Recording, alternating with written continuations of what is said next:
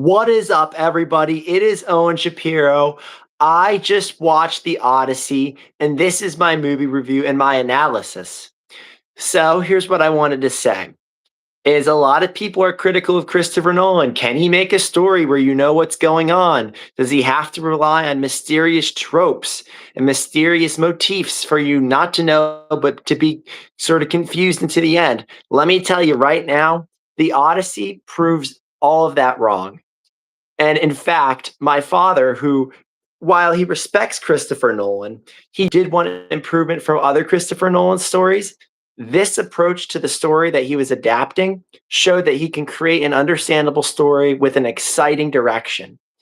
And honestly, like, in my opinion, this film goes so far that I honestly think that this might be his best film and my new one of my new top 5 films of all time. And this is me who's thinking it clearly through the critics, through all of that.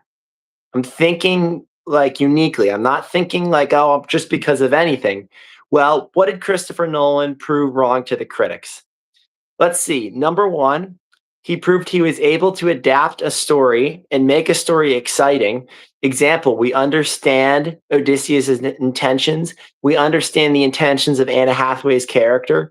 We understand the intentions of Tom Holland's character and some of the other ones. It was never a mystery. It's never put up to question. Not only that, we understand that the plot has its cause and effect. Many of Christopher Nolan's films, while in the past, while they had effects, the causes weren't fully there. This has both a cause and an effect where you understand that there's a domino effect to every decision, and it's made clear throughout the film. Another thing that people like to bring up in Christopher Nolan films that people don't realize is that they like to say that, well, it's cold, it's dark, and you can't understand it because it's cold and dark. Well, in actuality, this film had many beautiful moments of smiling and happiness and positive moments. Okay. What about the moments when Anna Hathaway was smiling with a certain character? No spoilers around. What about the moments where there's families? That's happy, beautiful moments, right? So, I mean, Christopher Nolan, he proves all of that wrong in my non-spoiler review. I think I'm only going to mention midpoints, nothing at the end. And I'm also saying right now, in this prediction, right? In this video, that this film is going to go down as his biggest, most important film. In 20, 30 years from now, people are going to be asking, did you see Christopher Nolan's The Odyssey? Did you see The Odyssey? May not even be Christopher Nolan, just did you see The Odyssey? And I'm going to tell them, I absolutely saw The Odyssey in theaters. I saw the office blockbuster hit. Okay? And not only that, guys, I'm telling you right now, go see The Odyssey in theaters in IMAX. I saw it in IMAX. The cuts in this were amazing. I felt every cut felt like it was he was he was having an intention for each cut. There was like a doubling effect. Every cut had a doubling effect where it felt like, okay, this cut leads to that, that leads to that. It wasn't just cuts after cuts, nonlinear after nonlinear. There was an actual movement of the story. And once again, my father, who wasn't as much of a Christopher Nolan fan as I am, as I am. He thought that this was impressive. Like he said it before, like he thought Christopher Nolan can make great direction, but not really good stories. And he thought this was a really good story with amazing direction and amazing cinematography and music and sound. Let's go through some of the performances. Matt Damon's performance is revolutionary. This is his gladiator Maximus Odysseus Aurelius. This is his Russell Crowe moment. This is the moment where Matt Damon might actually solidify himself an Oscar. People are saying it's going to be Tom Cruise. I'll get into a video about the predictions later on. Anna Hathaway. I would say Anna Hathaway did the best. I think she was the best actor, whatever they want to call it, actor, female actor, actress. She's the best actress in this film. All right, best actor, female actor, all together. Best acting in this film because her character is able to be understood on many levels, but with complexion. Okay. What about like in the beginning where we understand that she has love for Odysseus? And what is that turning into? Does she still trust Odysseus? Does she still believe in him? And her intentions of positivity are still there, even in the darkness.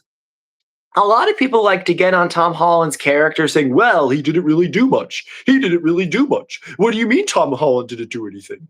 No, Tom Holland's character was ahead of its time. He was able to take like that wannabe James Bond that everyone's saying that Tom Holland is, a little bit of the Spider-Man and a little bit of that sidekick, and implement that into his character where you see it in his eyes. His eyes. You see it in his eyes, right? I mean, imagine Tom Holland as a Greek god. That's pretty much what it feels like. Okay? He Part of his character is he's not supposed to know when Odysseus comes home. So yeah, there's going to be moments where you're going to wonder that. So that's understandable. And if you think about it, Tom Holland is supposed to be wondering what's going to happen to him, what's going to happen to his father and his mother. Okay, my favorite one of this film, Robert Pattinson. Oh my gosh. He was right. He is a Jacob from Twilight in this film. Robert Pattinson, I think, and this is my take, Robert Pattinson gives the best male actor performance in this film. I think he's not going to be nominated for an Oscar. I don't think so because he's still, once again, I think he was so unserious that I don't know if the Oscars could take it seriously because of how unserious he was. He was such a subversive character. He was always standing in the way of Odysseus while being someone that Odysseus mentored when he was younger. I mean, he was always a person that, I mean, he literally almost had a threesome in the film. He almost had a threesome with someone that was a little bit like around his age, someone a little bit older. He's into MILFs. He's into MILFs. Robert Pattinson's character was into the MILFs, and I think Anna Hathaway was their unique complexion is something to be studied about. It's almost like Team Odysseus or Team Robert Pattinson. Another one, John Leguizamo. Okay. I think this is a new height for him. I was a little bit expecting more based off what the reviews said, but I do think, considering the fact that he's blind in the film, is that I think it gives his character more room for improvement. I think if you're looking at a character that can't see, that gives himself improvement to actually add on unique parts that you may not realize. Another character, Himesh Patel, I think that's his name, right? He was in Tenet, right? I thought, improved a lot in this film. I think he was in Tenet. He was in some other, like he was in a Danny Boyle film also, but he improved greatly in this film. Like he was really just his loyalty, but then his disloyalty. Comparing the loyalty of the people in your battalion, your army, is something that's incredibly important. Then let's go to other characters. There's a scene with when it's very well known, so I'm not really spoiling anything. It doesn't really change the plot. Like it doesn't change what happens to the characters in the end. But there's a scene where characters go to a specific location and there's an actress who does this horror kind of scene. It's almost like you're watching it from like those horror scenes from Disney movies, like how Pinocchio, there's like horror scenes where they turn people into like animals. It's very similar in terms of the horror. And I think she's going to be up for an Oscar nomination. Let's go to other characters. There's obviously, oh yeah. Was it what's her name? Oh my gosh, I'm blanking at her name. But there's another actress in this film that I thought was amazing. When Matt Damon is at the place for 7 years, right? It's very well known. It's for 7 years. And he's with a certain character. I don't want to spoil everything. He's with a certain actress, and I thought she was amazing too. John Bernthal, badass as usual. John Bernthal was someone I was actually rooting for, even when he was portrayed in subtle villainous ways or anti-heroist ways. He was always a character that I looked up to. Lupita Nyong'o, okay, she was actually really good. She plays twins. Awesome. I thought her monologues were beautiful, scary. Christopher Nolan had a lot of horror in this film, tons of horror. Let's look at another character. All right. Let's look at what was the other one? There were some a lot of people are pointing out the diversity issues. It's pretty much modern day racial, diversity treatments with the medieval, like with that Greek society point of view. Okay, so you're not going to see racist scenes. It's, I mean, do people really want it to go back to like the 40s? Like, no, I wouldn't want that.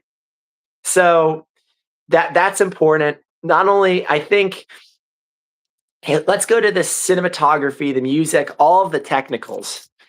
In my personal perspective, I thought that Christopher Nolan's biggest achievement was how he was able to take the story and cut it where you felt like it was like Apocalypse Now. Like it was just so dark at times, so bright at times. The music, I thought Ludwig Göransson's score was, once again, he blew it out of the park, knocked it out of the park.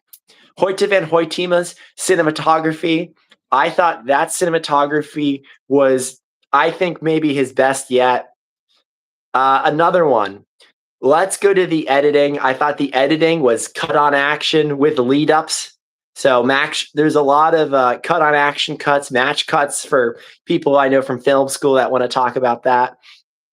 I thought the sound, I felt like it was like so real, like you could see the sound. I almost felt like it was so real that you could see it. After I came out of this film, it was a hallucinogenic experience.